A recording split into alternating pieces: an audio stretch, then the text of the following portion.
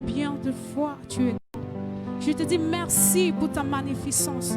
Je te dis merci pour ce que tu es. Car je sais, Seigneur, que nul ne peut atteindre ce que tu fais dans notre vie. Nul ne peut être au-dessus de toi. Car, Seigneur, Papa, tu te mets au-dessus de Alléluia. nous. Oh Père éternel, mon Dieu, mon roi. Oh, que mon âme te loue et que mon esprit te magnifie. Oh, je ne saurais combien de fois te dire combien de fois je t'aime. Que mon âme bénit le Seigneur et mon esprit magnifie son nom. Car la mort n'a pas pu le retenir, même dans le tombeau. Jésus est Seigneur,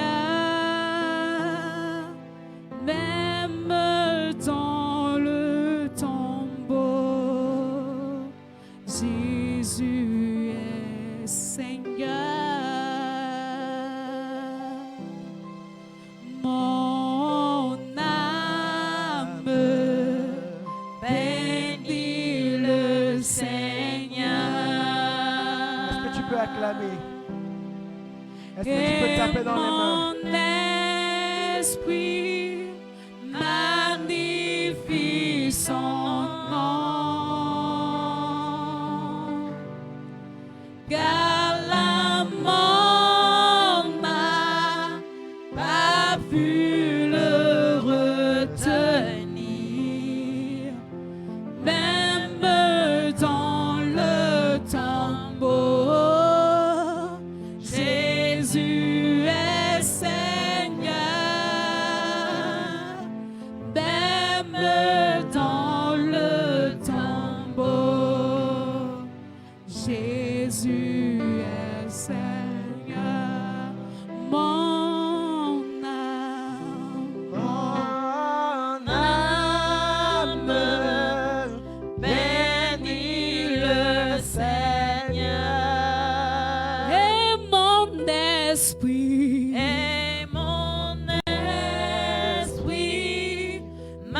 magnifie son nom. Car la mort n'a pas pu le retenir, même dans le tombeau. Jésus est Seigneur,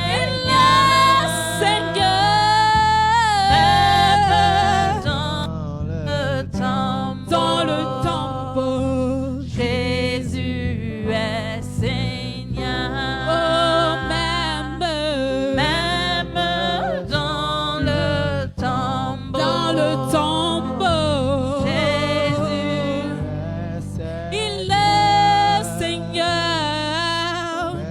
Même dans le tombeau. Dans le tombeau. Jésus est Seigneur. Mon âme bénit le Seigneur. Mon esprit Et mon esprit magnifie son nom. Car le monde n'a pas pu le retenir. Oui, même dans le tombeau. Jésus est Seigneur.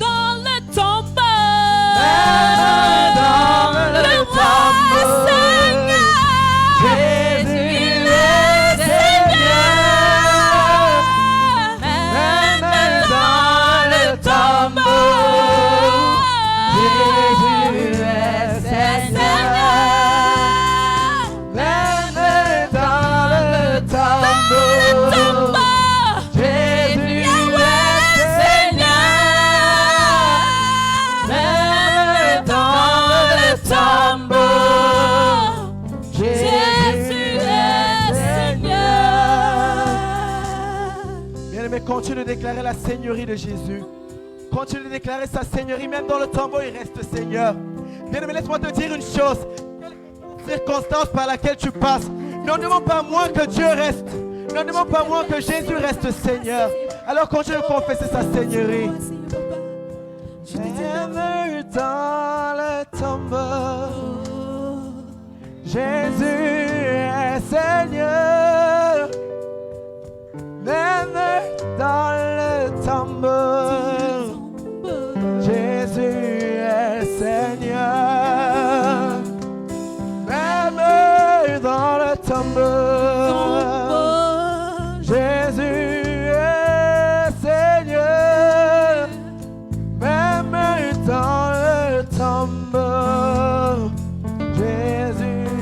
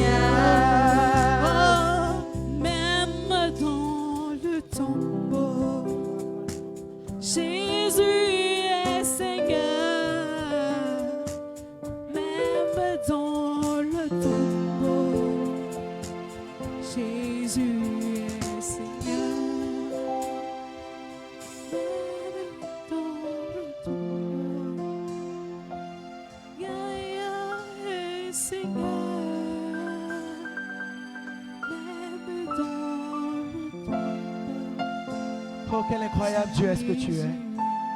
Quel incroyable Dieu es-tu. Un Dieu qui met dans le tombeau, Seigneur. Oh, toi, la mort pour nous. En toi, nous n'avons point peur de la mort. En toi, nous ne craignons plus la mort, mais c'est la mort qui nous craint. Parce que quand la mort nous regarde, elle voit des personnes qui ne vivent plus pour elles-mêmes, mais qui vivent pour celui-là qui a depuis la mort. Alors, est-ce que tu peux juste ouvrir ta bouche et commencer à dire, Seigneur, je reconnais que tu es mon Dieu. Seigneur, je reconnais que tu es mon Dieu. Seigneur, je reconnais que tu es mon Dieu. Tu as fait de moi la lumière du monde. Tu as fait de moi la lumière du monde, afin que toutes les contrées de la terre inexplorées, afin que toutes les contrées de la terre, la lumière n'y est pas. Qu'à cet endroit j'y apporte, qu'à cet endroit j'y apporte de la lumière, et que la vie soit à cet endroit et en abondance. Mais merci parce que tu as fait de nous des bénédictions, des sources de bénédictions intarissables, des sources de vie pour la multitude. Alors nous reconnaissons que c'est par toi que nous puissions toutes choses. Alors nous élevons les mains, élevons la main. Est-ce que tu peux élever juste ta main et rendre gloire à Dieu? Rendre gloire à Dieu pour ce qu'il t'a fait. Rendre gloire à Dieu pour ce qu'il t'a fait. Hey, une source de bénédiction. Tel il est, tel tu es. Tel grand il est, tel grand tu es. Aucune circonstance ne peut être autant plus grande, parce qu'il a dépassé toute circonstance. Et parce que tu les dépasses, parce qu'il les dépasse, toi également tu les dépasses, bien-aimé. Hey. Je t'élève, je t'adore, car je sais que tu es plus grand que ce que je peux imaginer. Et je lève ma voix en disant, oh Jésus, tu es plus grand que ce que l'on dit. Tu es plus grand que ce que l'on dit. Jéhovah, plus grand que ce que l'on dit. Tu es plus grand que ce que l'on dit. Tu es plus grand que ce que l'on dit. Tu es excellent, tu es merveilleux, tu es plus grand que ce que l'on dit. Oh, tu es excellent, tu es merveilleux,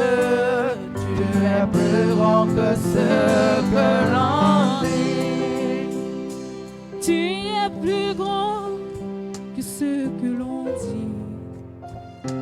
Tu es plus grand que ce que l'on dit. Tu es plus grand que ce que l'on dit. Tu es plus grand que ce que l'on dit. Oh, tu es excellent.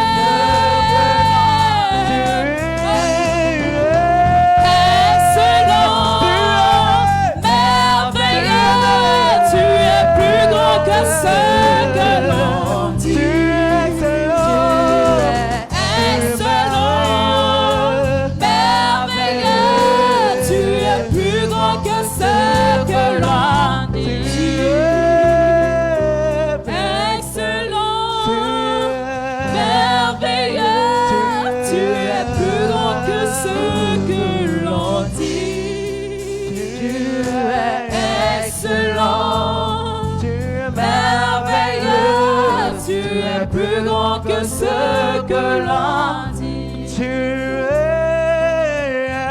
excellent, tu es merveilleux, tu es plus grand que ce que l'on dit. Tu es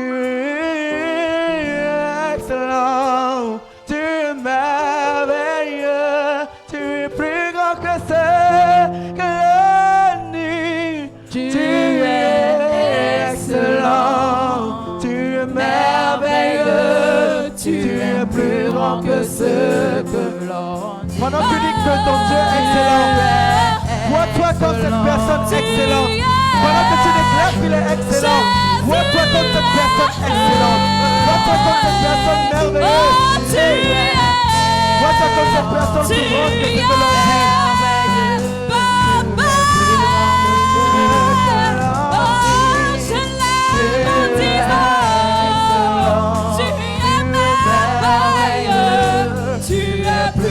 que ce que l'on dit. Que ce que l'on dit. Tu es plus grand que ce que l'on dit. Tu es plus grand que ce que l'on dit. Tu es plus grand que ce que l'on dit. Tu es plus grand que ce que l'on dit. Tu es merveilleux, tu es excellent, tu es plus grand que ce que l'on dit. Oui, tu es excellent, tu es merveilleux, tu es plus grand que ce que l'on dit.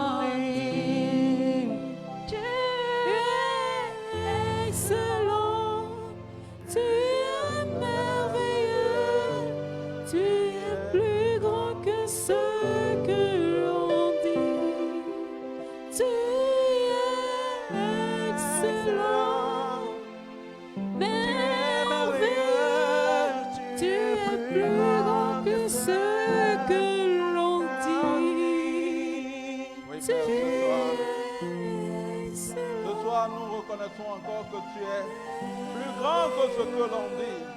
Tu es plus grand que notre imagination. Tu es plus grand que notre pensée. Tu es plus grand que nos paroles. Ce soir, oui, nous l'admettons encore. Tu es excellent. Tu es merveilleux. Alléluia. Alléluia. Bonsoir à tous. Je bénis le Seigneur pour ce moment merveilleux que nous venons d'avoir. Que ce soit dans la prière depuis 17h ou même maintenant à travers cette louange et adoration. Vous savez, pendant que nous louons, le Seigneur me rappelait, pendant que nous l'adorions, le Seigneur me rappelait devons entretenir une louange qui est capable de nous inspirer nous-mêmes. Alléluia. Les uns et les autres ont souvent une mauvaise compréhension de la louange et de l'adoration.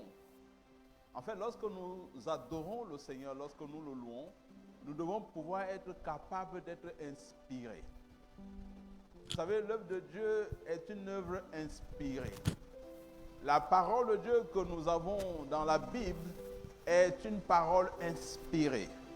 Et lorsque nous adorons le Seigneur, les prophéties viennent de manière inspirée. Ça veut dire quoi? Vous n'êtes pas, c'est pas obligé que vous receviez, que le Seigneur est en train de décrire la vie de quelqu'un ou une autre personne, simplement non. Rien que le fait que pendant que vous adorez, vous louez le Seigneur, il vous inspire de nouveaux cantiques, il vous inspire une nouvelle façon de faire, il vous inspire même une nouvelle façon de voir, c'est suffisant. Alléluia. Et pendant que nous louons le Seigneur et nous adorions, il m'a inspiré tellement de choses dans mon esprit. Alléluia. Et j'espère qu'il a aussi fait avec toi. Amen. Alléluia. Ouais, tu n'es pas obligé de tomber sous l'onction. Rien que le fait que pendant que tu loues, il te transporte, il t'inspire de nouvelles façons de voir, une nouvelle dynamique, c'est suffisant. C'est ça la véritable louange et adoration. Alléluia. Je voudrais bénir toutes ces personnes qui sont passées et nous dire que ce n'est que le début. Alléluia. De plus grands sommets sont encore devant nous. Amen. Nous sommes dans la bonne année, dans la bonne période. Les derniers temps sont les temps où l'Église domine tout le monde entier. Alléluia. Et parce qu'on nous regarde par le monde, je voudrais saluer chacun qui nous regarde ce soir. Quel que soit le lieu du globe où tu te trouves, sens-toi dans la présence du Seigneur parce que tu es dans la présence du Seigneur. Amen. La Bible dit que là où est l'Esprit du Seigneur, là est la liberté. Et là, il est là. Il est présent là maintenant. Alléluia. Alléluia, alléluia. Père, merci pour l'entrée de ta parole. Tandis que nous écoutons ta parole ce soir, nous sommes transformés, nous sommes changés, nous sommes modélés, nous sommes vivifiés et dynamisés pour de plus grands exploits. Ta gloire est visible par nous et pour nous. Alléluia. Amen. Alléluia. Est-ce que vous êtes excités ce soir? La parole du Seigneur sort encore et nous allons entrer dans les profondeurs. Amen. Et je sais que pendant que tu écoutes, que ce soit ton oreille qui n'entendait pas bien, elle est ouverte maintenant dans le nom de Jésus. Que ce soit tes yeux qui avaient des problèmes de vue, je déclare que tu vois clair. La cataracte ou toute autre chose dans ton corps, dans ton œil, je déclare son départ maintenant au nom de Jésus de Nazareth. Alléluia. Tu es béni. Appelle un voisin, appelle ton frère. Viens écouter la parole ce soir. La parole de ce soir est magnifique. Comme tous les soirs. Mais ce soir, c'est encore plus glorieux. Amen. Alors, nous allons parler du concept de Satan. Amen. Et nous allons aller dans Apocalypse 3, le chapitre 3, le verset 9. N'oubliez pas, nous sommes toujours dans le cas de l'église de Philadelphie.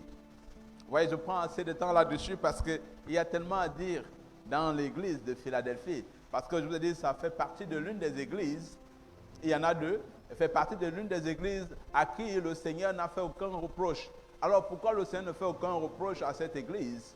Pourquoi le Seigneur lui dit qu'il lui ouvre une porte et que personne ne peut fermer? Nous comprenons que c'est une église qui a un niveau de gloire supérieur. Alléluia.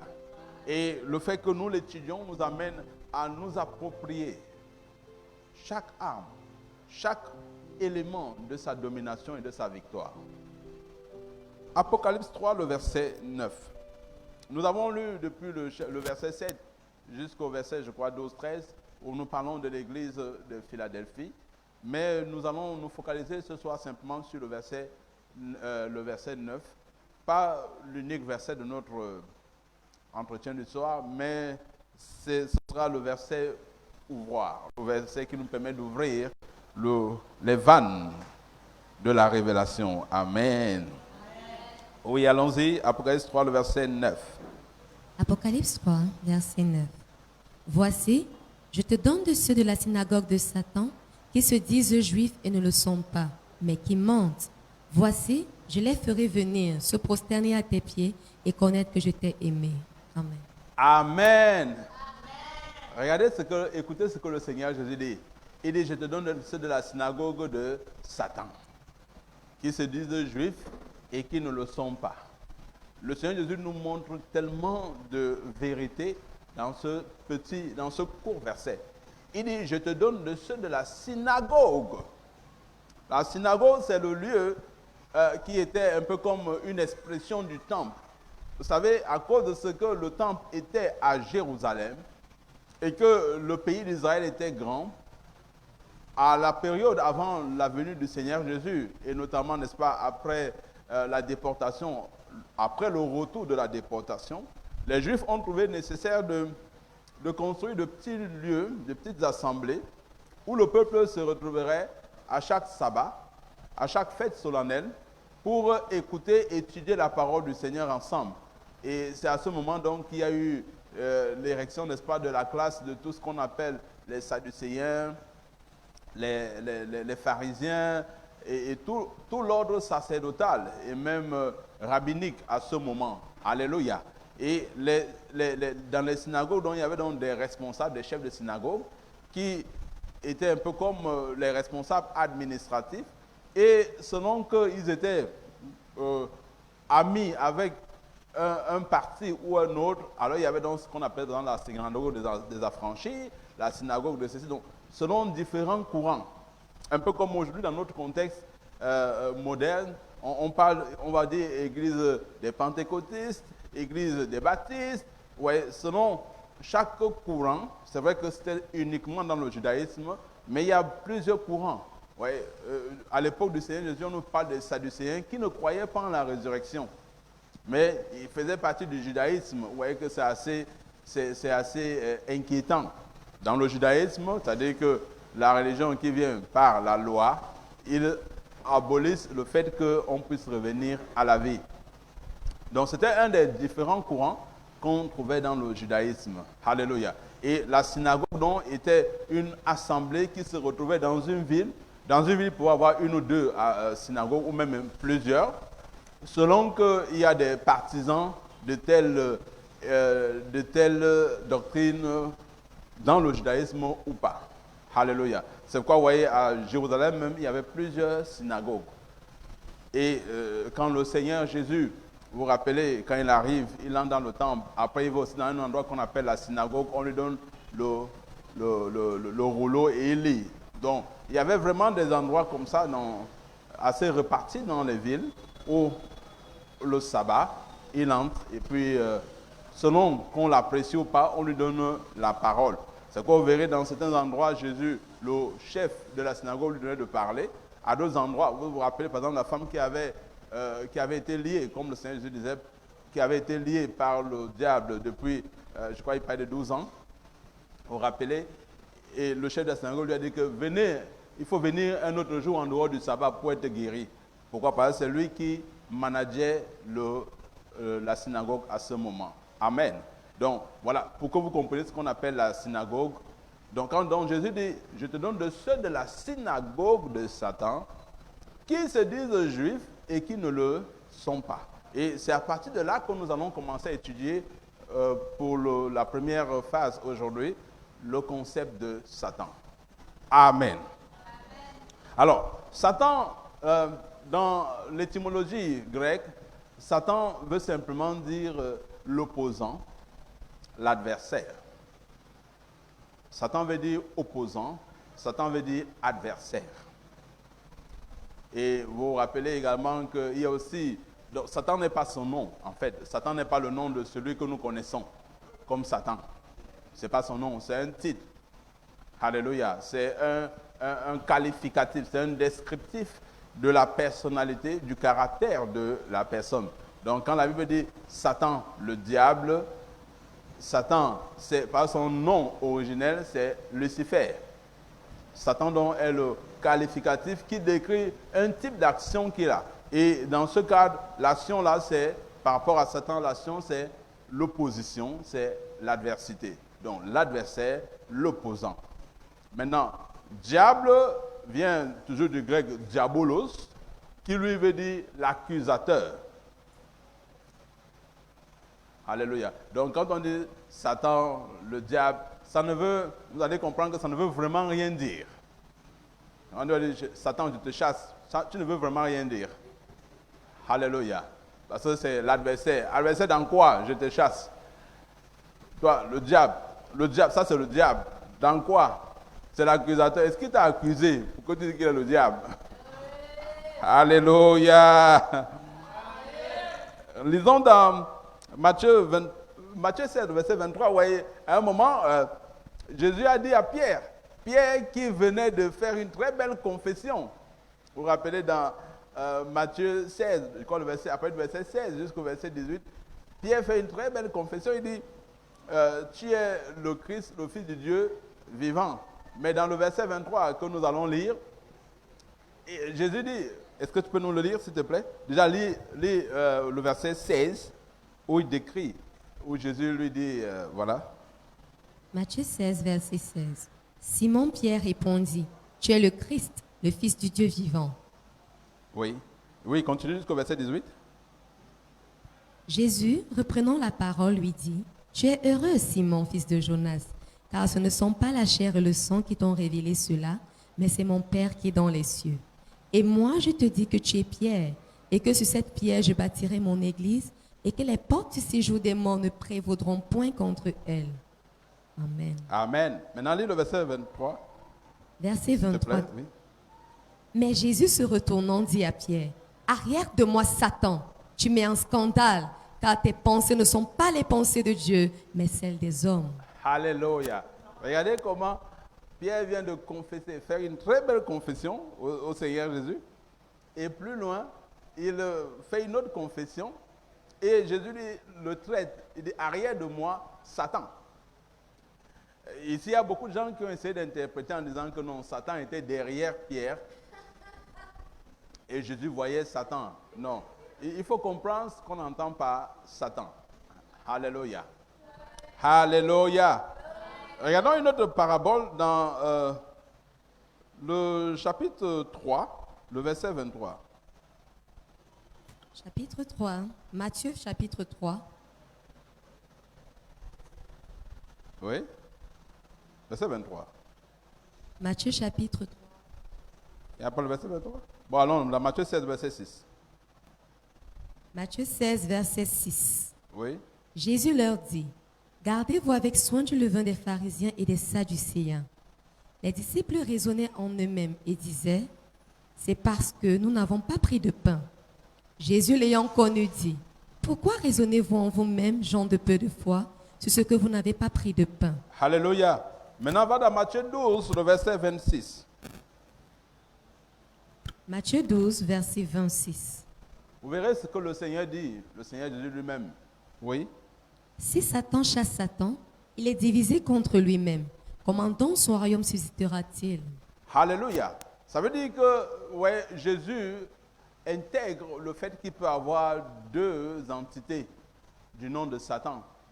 Il dit si Satan chasse Satan, son royaume est divisé contre lui-même. Ça veut dire que Satan est... Il faut bien comprendre ce que signifie Satan, ce que signifie le diable. Mais comme je dis, ce soir, nous comprendrons le concept de Satan. Alors, la première compréhension que nous pouvons avoir de Satan, c'est l'être individuel, l'être personnel que la Bible typifie. Dans Matthieu 4, le verset 10, vous vous rappelez quand Jésus est transporté, n'est-ce pas, par Satan.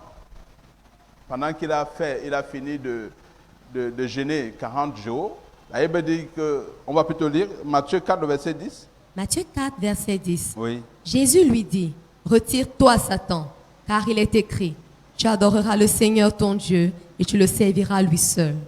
Amen. Retire-toi, Satan. Jésus ici parle de cet être individuel qui s'est révélé dans Genèse.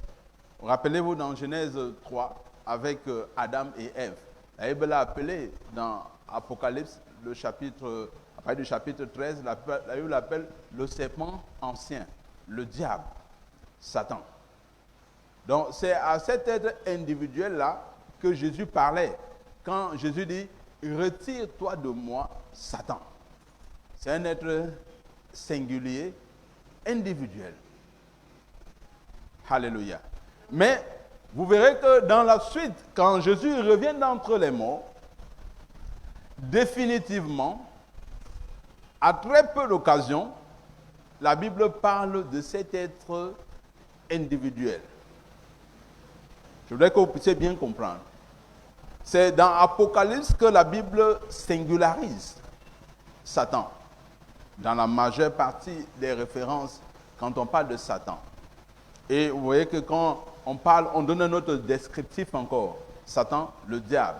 Satan, le rusé. Satan, le prince des ténèbres. Satan, pourquoi la Bible typifie? Elle dit, voilà le singulier. Voilà, réellement, on parle de l'être individuel. Mais les apôtres ne parlent pas totalement de Satan en termes d'individu. Alléluia. Les apôtres parlent très peu de Satan en termes d'individu. Et nous devons le réaliser. Dans Colossiens 2, le chapitre 15, la Bible nous dit que Jésus a exposé les autorités. Il a triomphé d'elles à travers sa mort sur la croix. Il a exposé en spectacle. Il veut dire qu'il a dépouillé les autorités. Il a dépouillé les dominations.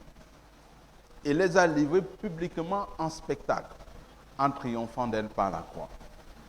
Alléluia. Cela veut dire quoi? Dans plusieurs cas où la Bible mentionne le nom de Satan, ça ne fait pas toujours référence à l'individu, à celui que nous pensons qu'il est. Alléluia. Alléluia. Je vous ai montré le cas où la Bible le singularise. Et la Bible le démontre. La Bible dit exactement qui il est. Quand Jésus dit, retire-toi de moi, Satan. Pourquoi? Parce qu'il dit, tu adoreras le Seigneur, ton Dieu. Pourquoi? Parce que là, quand l'individu appelé Satan arrive, lui, il est l'opposant à Dieu.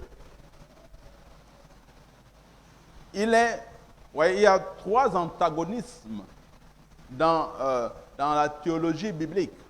Le premier antagonisme, c'est Dieu opposé à Satan, le tentateur. Deuxième antagonisme, c'est Christ. Alléluia. Pardon. Le premier antagonisme, c'est Dieu opposé au monde.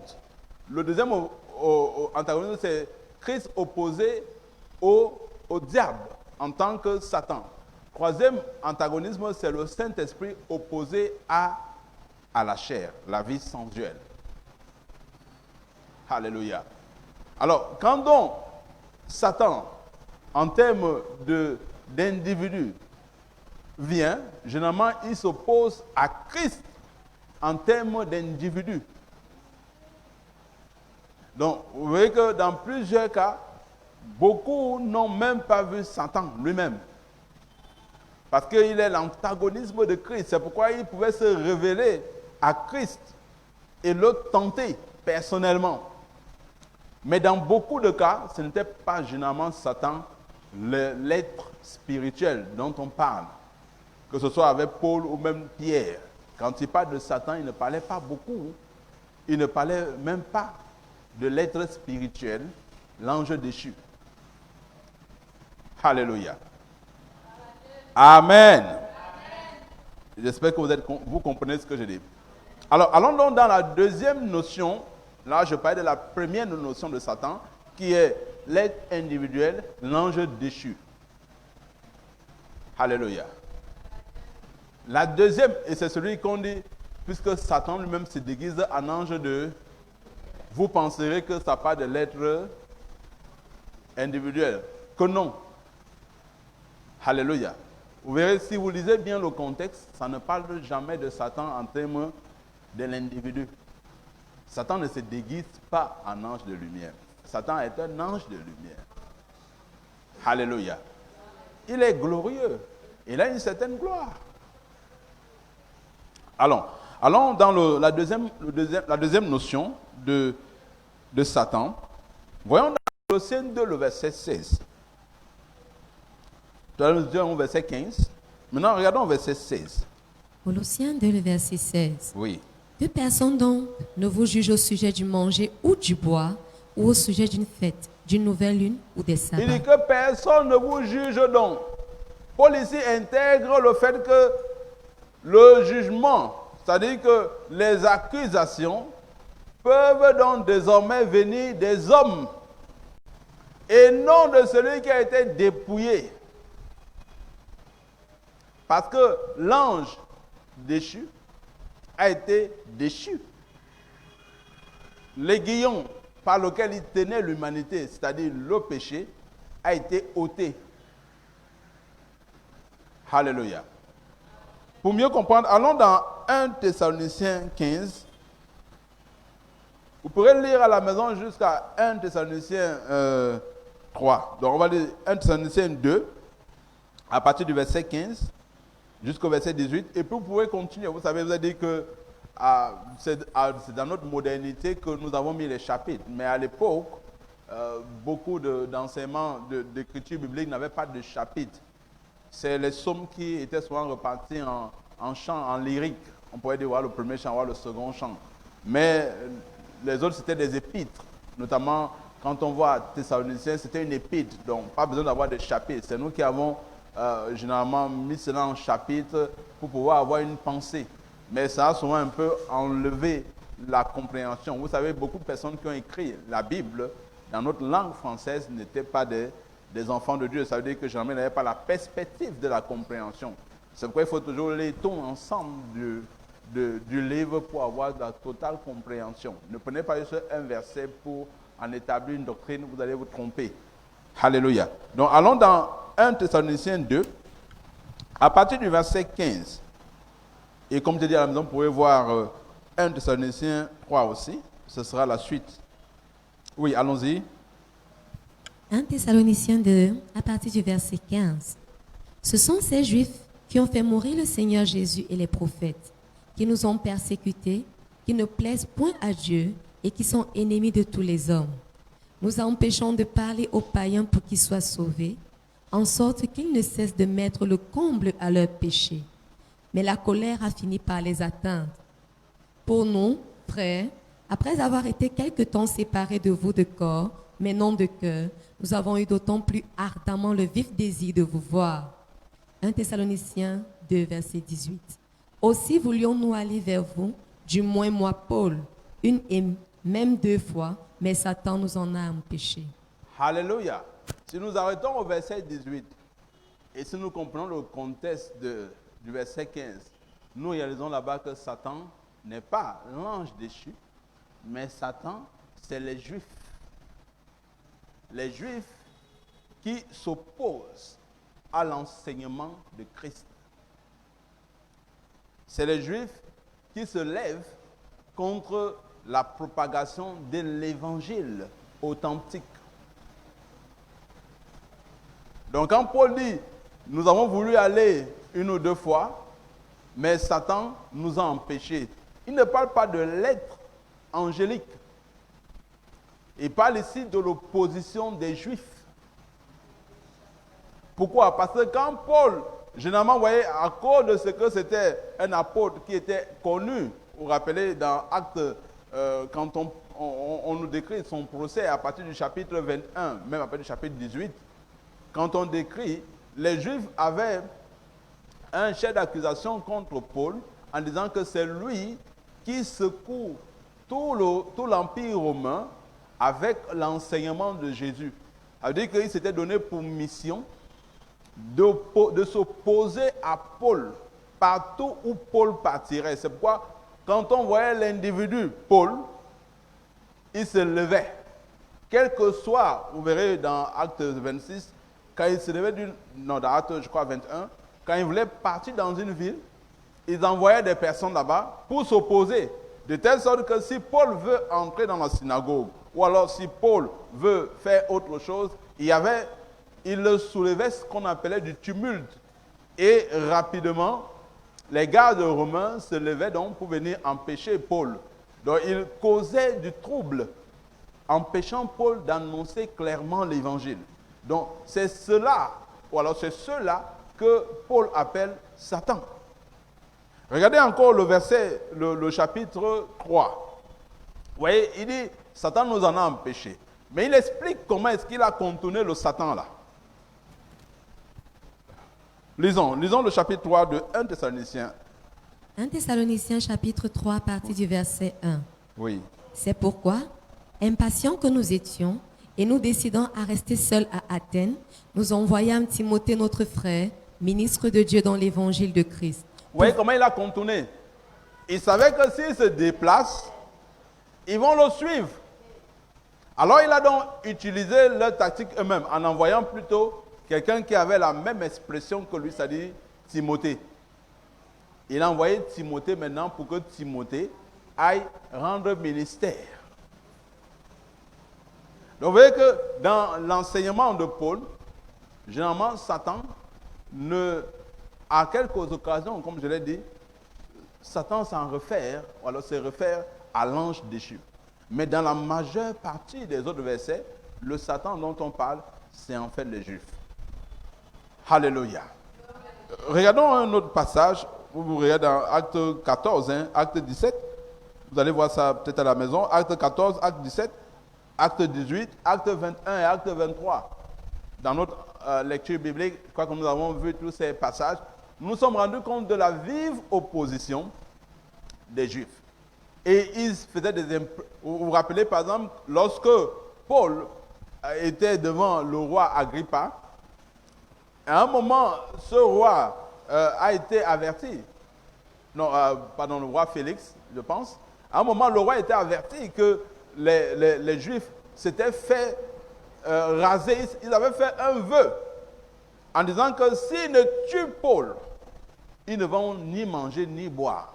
Il avait dit qu'ils étaient 40. Alléluia. J'espère que quand je parle, vous comprenez que généralement, nous parlons de Satan comme si nous parlons de l'ange déchu. Mais en fait, par rapport au message que nous prêchons, il y a aussi des individus.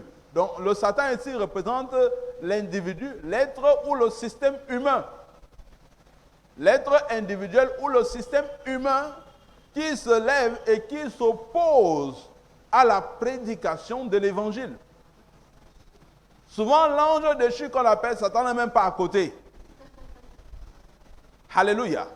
Mais ces personnes, ouais, c'est pourquoi, rappelez-vous ce que Jésus disait à ses disciples dans Matthieu 16, que nous avons commencé à lire il y a cela quelques temps, et que j'ai demandé qu'on lise tout à l'heure au verset 6, il disait, méfiez-vous du levain des pharisiens.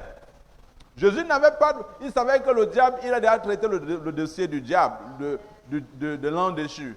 Mais il dit, méfiez-vous. Pourquoi? Parce que l'homme, avec sa mentalité, avec sa pensée, peut devenir un opposant au royaume de Dieu et plus virulent que le diable. Regardez ce que les Juifs ont fait dans le cas de Paul. Ils ont pris un engagement en disant il faudrait qu'on puisse tuer Paul. 40 d'entre eux, ils ont dit ils ne mangeront pas. C'est-à-dire que si ça faisait un mois, ils n'allaient pas manger, ils n'allaient pas boire, jusqu'à ce qu'ils tuent Paul. Et le neveu de Paul a eu connaissance, le fils de sa sœur. Il a entendu comment il parlait, c'est le Seigneur qui l'a fait. Ouais, ce qui montre que lorsque Dieu préserve notre vie, il peut utiliser n'importe qui pour nous sauver. Et cet enfant, il faisait quoi là-bas pour écouter cela? Et il allait voir le gouverneur. Il allait voir Paul et Paul l'a envoyé voir le gouverneur pour dire, et c'est ainsi que de nuit, on a déféré Paul à Césarée.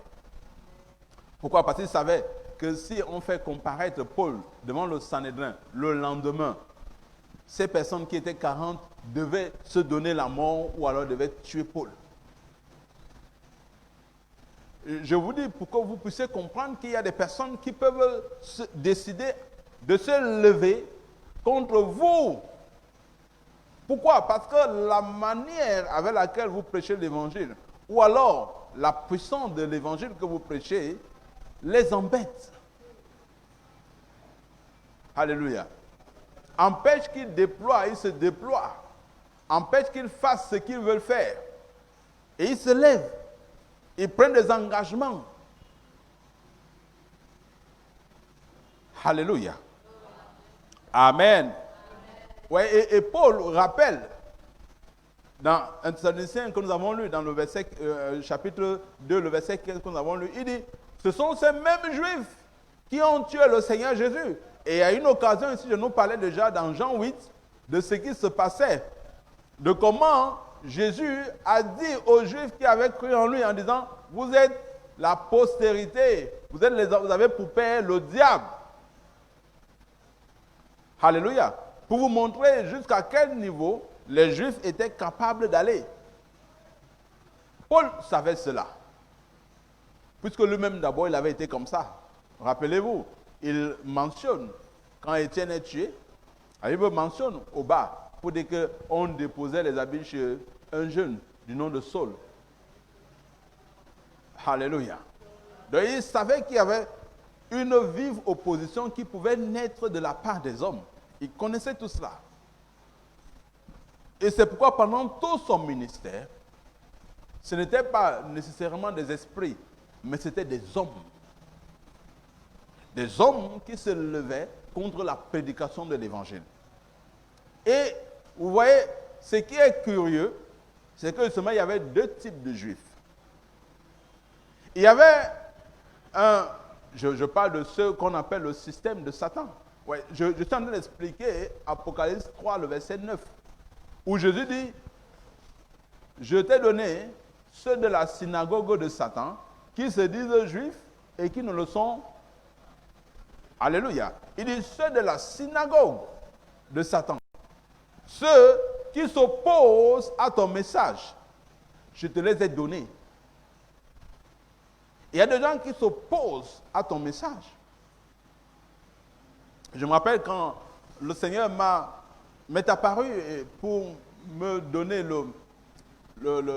l'onction par rapport au ministère auquel il m'a consacré. L'une des choses qu'il m'a présentées, c'était l'opposition. Et il avait tellement décrit cette opposition, et je sais qui est cette opposition. Et cette opposition, si vous dites, vous allez peut-être mettre les mains sur la tête, c'est en fait une opposition que je vois jusqu'aujourd'hui. C'est les plus virulents par rapport au ministère du Seigneur pour moi. C'est les plus virulents. Et je ne baisse jamais la garde en leur présence. Alléluia. Ce n'est pas une autre religion, rassurez-vous. Les plus vifs opposants. Et ouais, c'est des personnes qui avaient cru en Jésus qui étaient les plus grands opposants. Ils ont donc qu'il y avait donc deux types de juifs dans la synagogue de Satan. Les premiers juifs, c'était ceux même qui n'avaient jamais confessé le Seigneur Jésus. Mais qui étaient comme Paul, jaloux de la religion de leur père. Vous savez, et c'est pourquoi, à un moment, quand il y a le conseil, on fait monter Paul à Jérusalem, je crois dans Acte 15, la première fois. Alléluia. Paul est obligé de se tenir de cette manière. Et même quand il va pour la deuxième fois, à cause de Timothée, il est obligé de raser Timothée pour que Timothée, qui était à moitié juif et à moitié grec, puisse entrer dans le temple. Donc il y avait des personnes qui s'opposaient totalement parce qu'ils respectaient. Et Moïse avait quand on dit Moïse, c'est le judaïsme, avait des disciples dans tout l'empire européen. Et ce que Paul apportait ébranlait leurs convictions. C'était les premiers types de juifs de la synagogue de Satan. Les deuxièmes types de juifs de la synagogue de Satan, c'était ceux, ça va vous surprendre, mais c'était ceux qui étaient envoyés par Jacques. Jacques qui était un apôtre du Seigneur. Vous vous rappelez dans Galates 3, dans Galates 2, quand Paul décrit comment est-ce qu'il a parlé à Pierre, comment Pierre s'est corrompu à une occasion particulière parce que Jacques avait envoyé des disciples qui étaient ce qu'on appelait les judaïseurs. C'est-à-dire qu'ils confessaient Jésus, mais ils étaient fermes à la religion de leur père. Ils étaient demeurés attachés à la religion. Ça veut dire qu'ils faisaient ce qu'on appelle le syncrétisme religieux. Il prend le judaïsme et il applique quelques éléments de Christ. Et c'est contre ce genre de choses que Paul devait se lever et devait combattre. Vous-même, dans votre vie, il y a toujours une opposition. Il y a un Satan qui n'est pas simplement l'ange déchu, mais par rapport à votre ministère. Et l'Église de Philadelphie a compris qui est le véritable opposant, qui est le véritable adversaire. Elle ne sait pas, oui, l'ange déchu, c'est l'adversaire de tout le monde. C'est lui qui se lève au-dessus même de ce qui s'appelle Dieu. C'est lui qu'on appelle l'ange déchu. Mais maintenant, il y a un Satan particulier à ton ministère. Et Paul avait identifié cela. Et quand Paul a identifié cela, il a commencé à travailler face à cela, à se lever contre cela. Et il a commencé à développer des stratégies qui devaient l'emmener à ne pas être sujet ou encore dominé par cet adversaire. Mais vous voyez, comment est-ce que Paul a découvert cela? Parce qu'il avait d'abord commencé à faire ce que Dieu voulait qu'il fasse. Et il s'est rapidement rendu compte de qui s'opposait à ce qu'il fasse ce que Dieu voulait qu'il fasse. Et comment est-ce que ces personnes étaient prêtes à mourir pour empêcher qu'il accomplisse ce qu'il doit accomplir. Alléluia. Alléluia. Lisons dans 2 Corinthiens 11, le verset 4 jusqu'au verset 5. 2 Corinthiens 11, verset 4, verset 5. Car si quelqu'un vient vous prêcher un autre Jésus que celui que nous avons prêché, ou si vous recevez un autre esprit que celui que vous avez reçu, ou un autre évangile que celui que vous avez embrassé, vous le supportez fort bien. Or, j'estime que je n'ai été inférieur en rien à ces apôtres par excellence. Amen. Alléluia. Vous voyez, ici, Paul appelle ces apôtres, il les appelle ce qu'on appelle Satan, il les appelle les apôtres par excellence. Des gens qui annoncent un évangile autre que ce qui a été annoncé, que ce qui nous a été présenté, ce en quoi nous avons cru. Non pas qu'il y ait un autre évangile, mais il y a l'opposition. Le but, c'est justement de t'emmener dans le syncrétisme. Un mélange, une mixture entre la réalité de Christ et les traditions des hommes. Et c'est ça que Paul rencontrait. Et c'est comme vous avez décrit ces deux types de juifs de la synagogue de Satan. Les premiers qui étaient des juifs traditionnels et les seconds qui étaient ce qu'on appelle les judaïseurs, des gens qui avaient cru, mais qui s'étaient seulement infiltrés comme des loups pour venir dévorer les brebis. Alléluia. Et il y a des personnes comme ça dans les assemblées. Il y a des personnes qui pullulent à l'extérieur. Leur but est de branler votre croyance, est de branler votre niveau de compréhension de la parole de Dieu. Elle se déguise en ange de lumière. Quand vous voyez les œuvres, vous avez l'apparence, vous avez l'impression que c'est de bonnes œuvres, mais à l'intérieur, c'est des loups ravisseurs. Ils vous prêchent un autre évangile que ce que vous avez reçu. Alléluia. C'est pourquoi, ce soir, nous allons voir deux manières de résister à Satan. Quand Pierre dit résistez à Satan, et il fuira loin de vous. La Bible dit que soyez vigilants, car le diable rôde comme un lion, cherchant qui va dévorer. Est-ce que vous croyez que l'on parle de l'ange déchu? Non. Alléluia. Vous avez dit que les apôtres avaient une compréhension bien plus grande que celle que nous avons. Beaucoup d'entre nous n'auront jamais affaire à Lucifer. Ils n'auront jamais à le rencontrer même devant leur route. Pourquoi? Il a d'autres affaires. Alléluia. Il ne peut pas s'occuper de chacun comme le Saint-Esprit s'occupe de nous. Alléluia. Donc beaucoup dans leur vie ne le rencontreront même jamais. C'est une autorité, il s'oppose aux autorités. Donc pour toi qui ne sais même pas distinguer la gauche de la droite, tu es trop petit pour lui à un moment, pour qu'il se rabaisse à ton niveau. Non pas qu'il puisse se dominer, mais je veux dire, il a un ordre hiérarchique. Alléluia. Beaucoup d'entre nous, nous sommes plutôt l'opposition ou encore l'adversité que nous rencontrons. Et les fausses accusations que nous rencontrons sont du fait généralement de l'homme. De l'homme à cause de ses envies et de ses mauvais désirs. Et qui se lève maintenant comme une opposition à notre endroit. Ou alors comme une accusation à notre endroit pour ses intérêts. La Bible nous donne un cas assez typique. Dans Acte 19, parlant de Démétrius, qui était un orfèvre dans la ville d'Éphèse. Vous pourrez lire ça.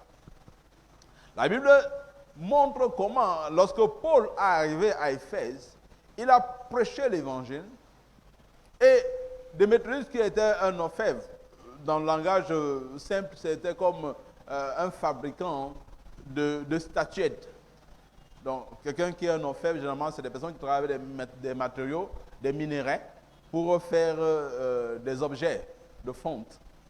Et il était donc un orfèvre, et il faisait donc des statuettes de Diane.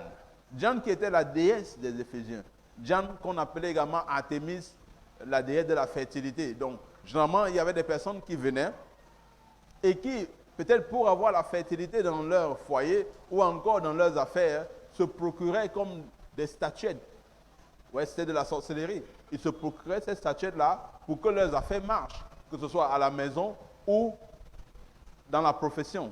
Et quand Paul est arrivé, il a prêché l'évangile à Éphèse, si bien que la ville a été secouée. Et des miracles extraordinaires, ouais, c'est là où la Bible mentionne que les personnes appliquaient, qu'il y avait la puissance de Dieu de manière extraordinaire, si bien que les personnes appliquaient simplement, venaient toucher Paul avec des linges et ils allaient appliquer sur les malades.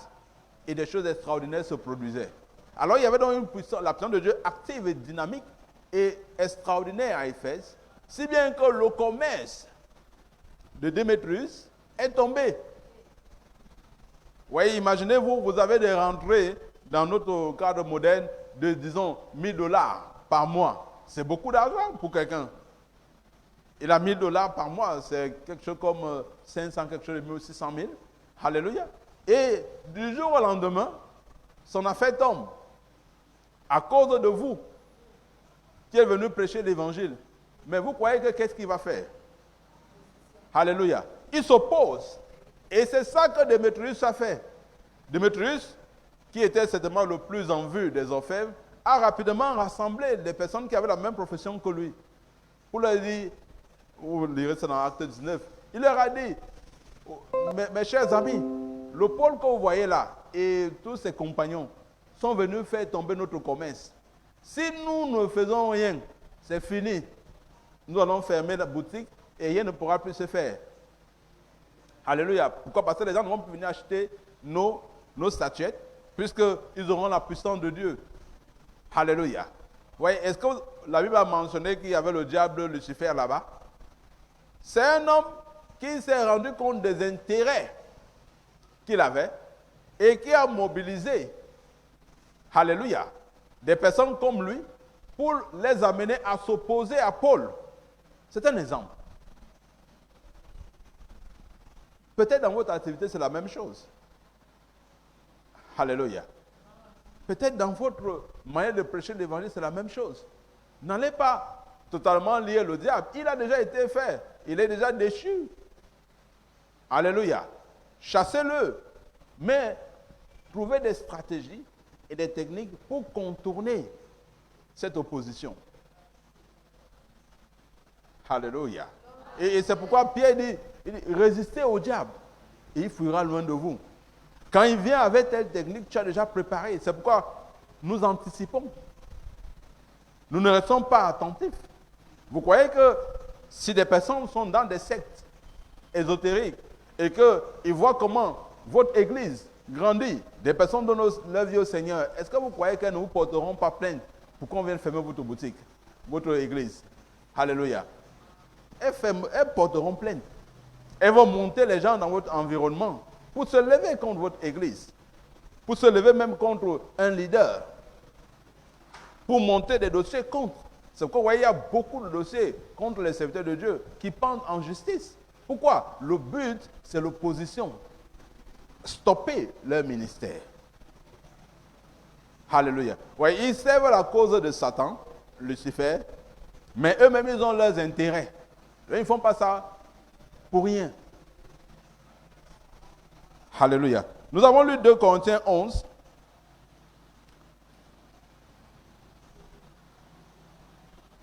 Nous l'avons lu, n'est-ce pas? 2 Corinthiens 11, verset 4 à 7. Est-ce que tu peux encore lire, s'il te plaît? 2 Corinthiens 11, verset 4 à 5. Car si quelqu'un vient vous prêcher un autre Jésus que celui que nous avons prêché, ou si vous recevez un autre esprit que celui que vous avez reçu, ou un autre évangile que celui que vous avez embrassé, vous le supportez fort bien. Alléluia. Vous voyez, Paul reproche aux Corinthiens en disant, vous devez apprendre à résister. Mais vous acceptez. Tout le monde qui parle de Jésus, vous acceptez. Il vient dire n'importe quoi parce qu'il a parlé de Jésus, vous acceptez. Il dit non. Non. Vous n'avez pas accepté. Parce qu'il y a d'autres messages. C'est pourquoi vous ne lisez pas n'importe quoi. Ce n'est pas parce que quelqu'un parle de Jésus que vous l'écoutez. Vous ne lisez pas n'importe quoi. Vous êtes fidèle, vous écoutez quelque part. Et vous ne lisez pas n'importe quoi. Vous n'entendez pas n'importe quoi. Pourquoi? Parce que vous vous êtes rendu compte que la plus grande opposition, généralement, vient de l'intérieur. Paul a souffert toute sa vie à cause des judaïseurs. Ces juifs qui avaient confessé Jésus, mais qui marchaient dans les traditions juives. Alors, je dis donc qu'il y a, aujourd'hui, nous allons voir 2 moyens par lesquels nous résistons à Satan. Et la Bible en parle. Le premier moyen, regardons dans 1 Timothée. Non, regardons d'abord dans Hébreux 13.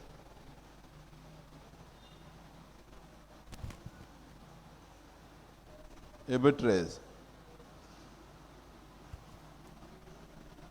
Verset 7. Hébreux 13, verset 7. Souvenez-vous de vos conducteurs qui vous ont annoncé la parole de Dieu. Considérez quelle a été la fin de leur vie et imitez leur foi. Alléluia. Oui, le premier élément, la manière avec laquelle nous pouvons résister au diable est de vérifier la traçabilité de notre confession de foi.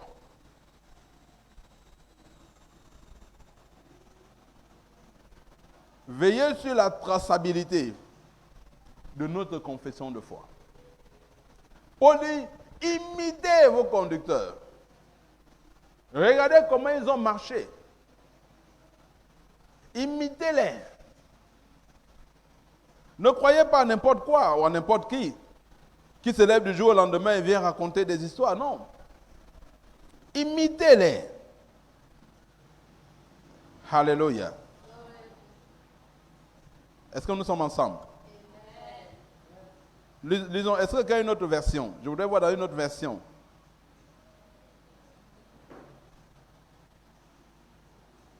Hello? Est-ce que quelqu'un a une autre version? Oui, Hébreux 13, verset 7. Hebrews 13, verse 7. Remember your leaders and superiors in authority, for it was they who brought to you the word of God. Observe attentively and consider the manner of living, the Hallelujah. outcome of your well Il dit, spent. observe attentivement. Imite, observe comment il se comporte. comment il marche. Imite. Mets les pas où il a mis les pas. Regardez notre passage dans 2 Timothée 1, le verset 5. Toujours parlant de la traçabilité de notre foi. 2 Timothée 1, verset 5.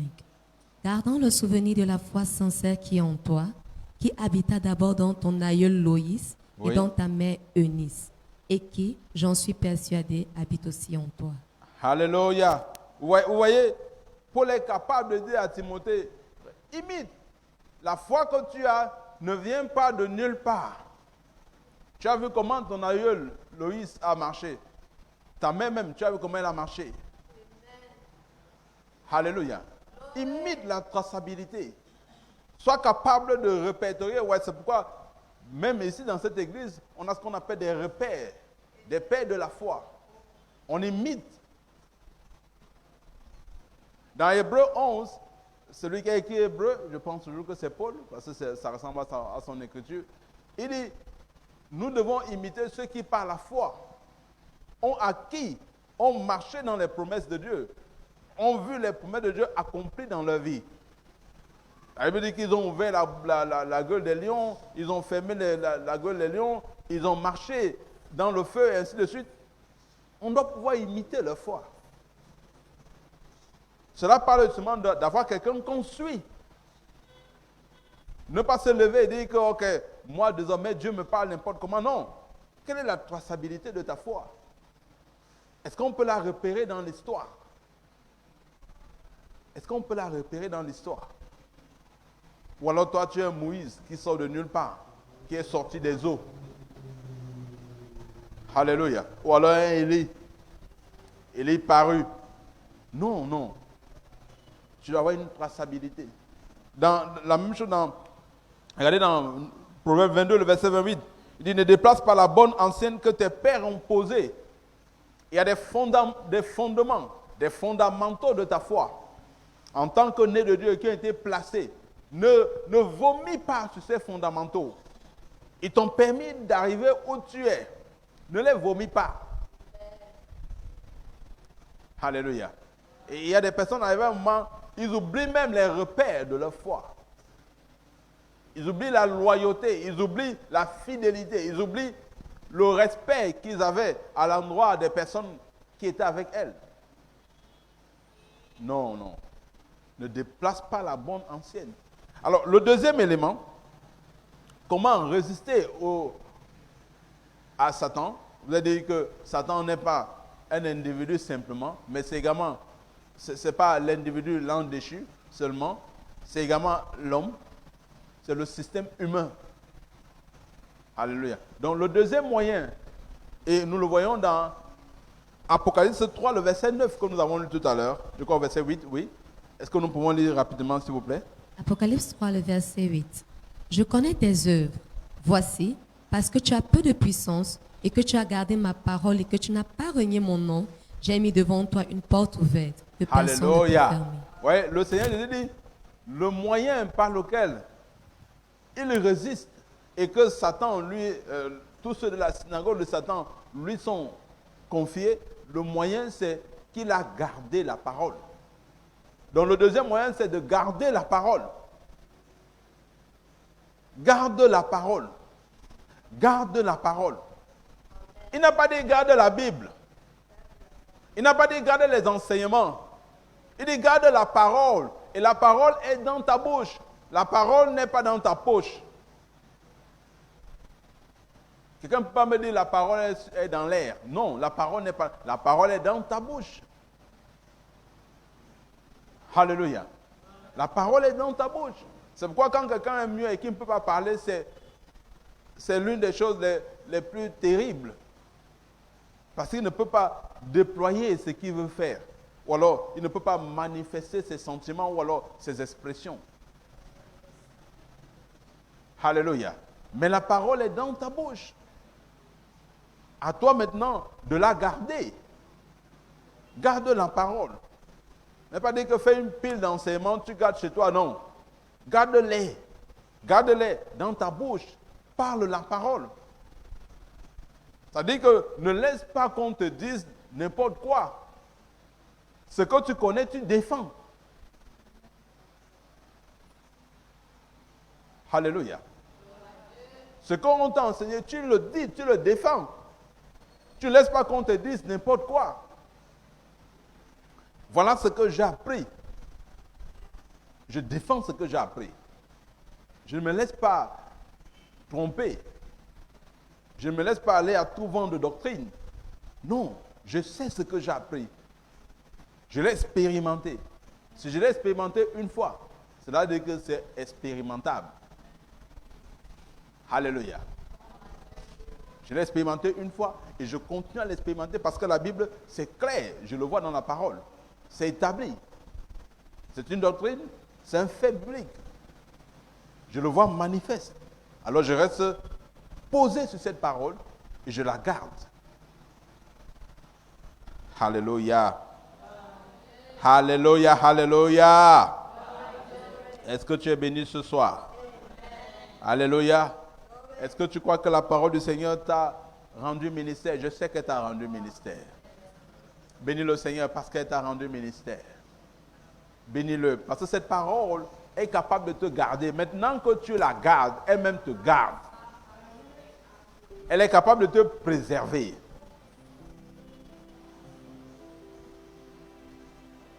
Alléluia. Élève la voix, bien-aimé. Élève la voix, parle, parle. Bénis le Seigneur pour cette parole. Bénis-le.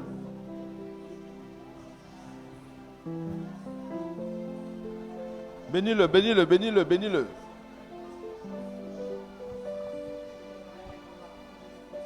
Bénis-le, bénis-le.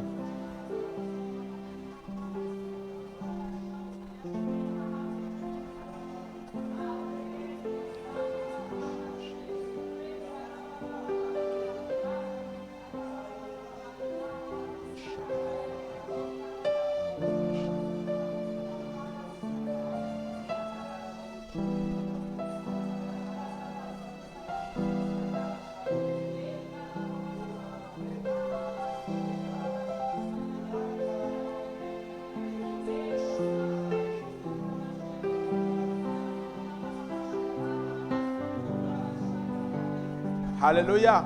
Oui, Jésus était capable de discerner qui est Satan. À la fois l'ange déchu, mais également celui qui s'oppose à la volonté de Dieu pour lui. C'est pourquoi il n'a pas chassé Pierre, mais il a chassé l'opposition qui voulait se manifester en Pierre. Je ne demande pas d'aller commencer à dire aux uns que c'est toi Satan dans ma vie, non. Mais de chasser l'opposition. De ne pas se laisser aller à l'opposition. Il vous a donné deux manières. Je n'ai jamais noté qu'il faut envoyer le feu ou quoi que ce soit. Les deux manières, c'est quoi? Nous avons vu avoir la traçabilité de ce que nous savons, de suivre, d'imiter nos leaders. Voilà comment l'on défend. On défend, on résiste, on se défend, on résiste au diable, on résiste à Satan. Il ne peut pas nous toucher. Le deuxième élément que nous avons vu pour ce soir, c'est également de garder la parole. Ne pas juste avoir une pile d'enseignements. Lorsqu'on te demande, non, j'ai les enseignements là, c'est à la maison. Mais est-ce que tu as gardé la parole? Il n'a pas dit, Jésus n'a pas dit parce que tu as gardé les Bibles ou encore que tu as acheté tous les DVD. Non, il dit garder la parole. Est-ce que tu as gardé la parole? Alléluia. Alléluia. Seigneur, merci, merci. Merci pour ta parole qui nous préserve. Merci pour ta parole qui nous préserve. Nous comprenons comment fonctionner maintenant. Nous comprenons comment discerner. Comment nous n'appelons pas conspiration ce qui n'est pas conspiration.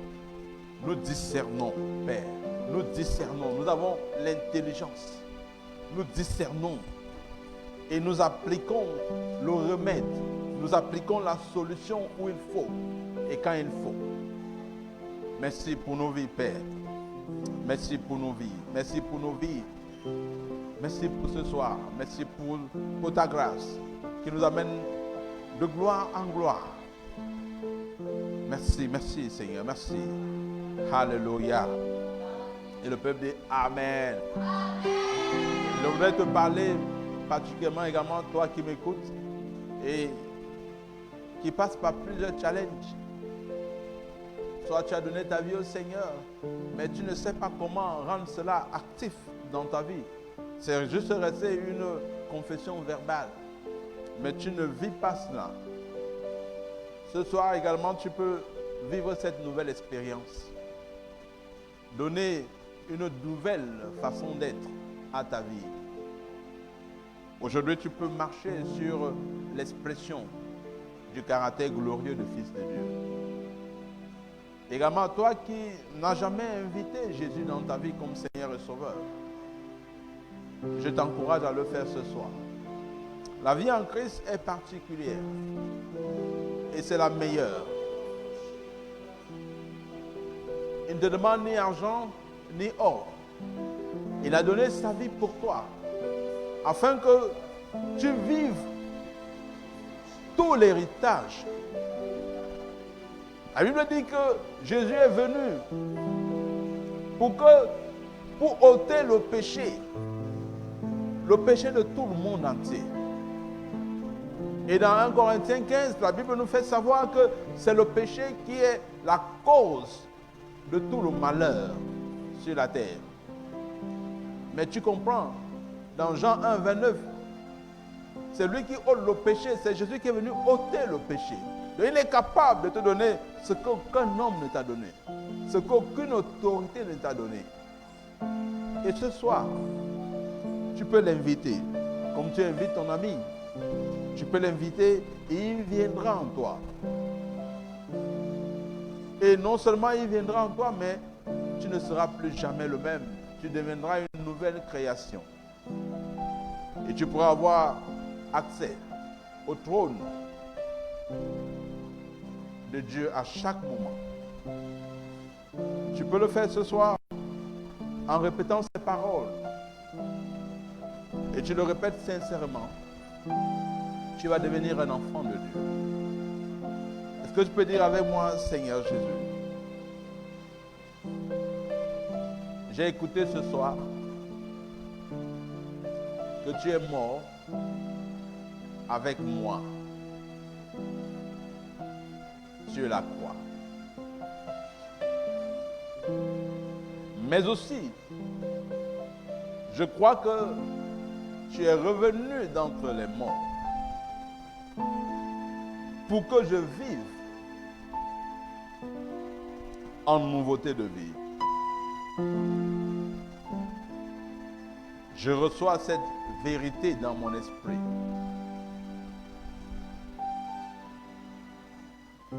Et par la même occasion, je reçois la vie éternelle. Et je déclare que je suis passé des ténèbres à la lumière, de la puissance de Satan à celle de Dieu. J'ai désormais l'héritage avec tous les sanctifiés et je vis dans la liberté du Fils, de la fille de Dieu que je suis. Amen. Si tu l'as fait, si tu as fait cette prière avec moi, rassure-toi, tu es désormais enfant de Dieu. Et je te dis félicitations et bienvenue dans la maison du Seigneur. C'est demain, il y a des numéros qui apparaissent devant toi. Tu peux nous contacter à travers ces numéros et nous t'aiderons à grandir dans le Seigneur. Il y a tellement de choses que tu dois connaître pour grandir dans l'équilibre, dans la stature, en force et en grâce devant Dieu et devant les hommes. Et nous sommes disponibles et disposés à t'accompagner. C'est le mandat que Dieu nous a donné. Nous sommes l'église du héros et nous sommes ouverts pour te recevoir à n'importe quel moment, à n'importe quelle heure où tu appelles, tu auras quelqu'un au bout du fil pour t'aider. Ou alors même par WhatsApp, ces mêmes numéros sont ouverts pour recevoir tout ce que tu veux selon la parole du Seigneur. Alléluia. Je t'encourage à appeler, à faire signe. Également, je dois encourager toi qui étais abattu et qui ne pensais pas que tu pouvais vivre pour le Seigneur malgré que tu avais confessé. La seule chose que tu dois comprendre, c'est que la parole est vivante. Décide qu'elle est désormais vivante pour toi et tu verras cette réalité au quotidien. Elle n'est pas éloignée, elle n'est pas loin de toi, elle est en toi.